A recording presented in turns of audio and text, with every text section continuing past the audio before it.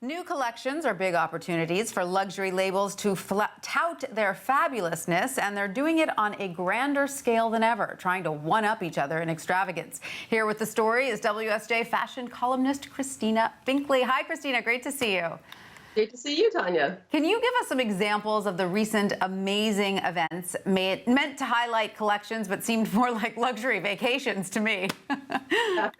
Fashion camp, I'm calling it. I just came back from Palm Springs in California, where Louis Vuitton showed a 20-minute long fashion show in the midst of a 3-day extravaganza of dinners and lunches and hikes and shopping and laying about by the pool and hobnobbing. Well, was it just fabulous? I mean, did you love every minute of it?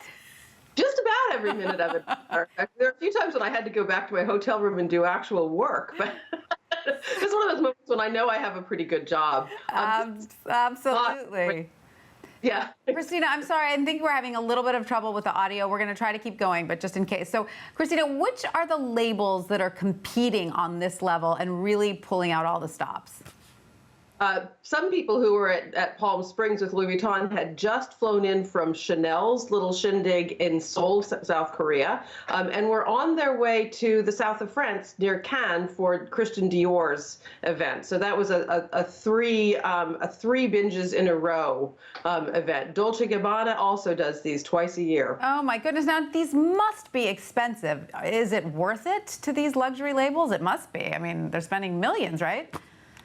Yeah, the many millions, and I think the answer is yes, or they wouldn't be continuing to do this and making a habit of it. I spoke to some advertising people, and they pointed out that not only do these people get the attention of some very influential people for 3 full days and a lot of goodwill, they also get a lot of what's called earned media, which is media impressions, photographs, and coverage that they didn't pay for directly. Burberry had one of these in Los Angeles 3 weeks ago, and they told me that since then they've had 74 million social media impressions about that event. My goodness, social media is so big. Now, who besides fabulous fashion editors and columnists like yourself, Christina, gets invited on these jaunts?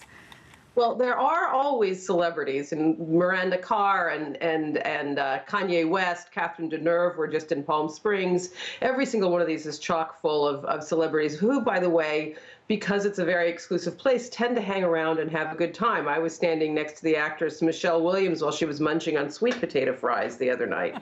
And there are true clients, too, who actually pay for the clothes. Fantastic. Who actually pay for the clothes. Imagine that. Now, Christina, are these mostly resort collections? They seem more suited to this sort of extravagance.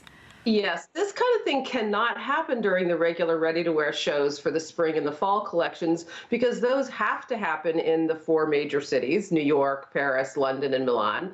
And they happen on a very tightly controlled schedule that's controlled by an industry body. So what's happening is these are these sort of off collections, cruise and resort, that come out at other times of year where the brands have the freedom to do as they please. And they certainly do. Well, Christina, thank you so much for that. It's a tough job, but someone's got to do it. Carry on. I'm trying hard. Thank you so much, Christina.